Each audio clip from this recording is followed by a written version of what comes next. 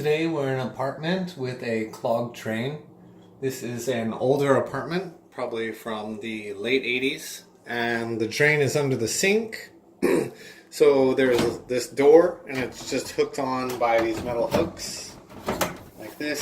It just presses and it holds under the sink.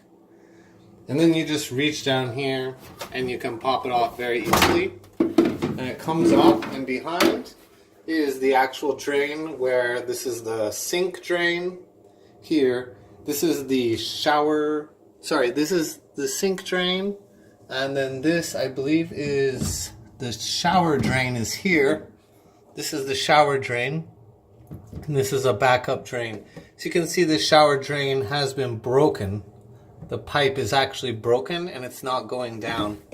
Also, it looks like the pipe is quite old, and so I brought some tools. First of all, your gloves, of course. Second is this fisher. You can get these hair fisher. You can get it at a 100 yen store. Basically, it has these little hooks on it. You can see little hooks. You shove that down into a pipe like this, and then you pull it out and it'll yank out all the hair. So I'll do that. After I clean all the hair out, I don't have the pipe cleaner today, but toilet cleaner works the same. So I'll take the toilet cleaner and I will put it in the drain, and it's heavier than water. So it will go down in the drain where the clog is, and it will eat away that clog. However, that takes 20 to 30 minutes.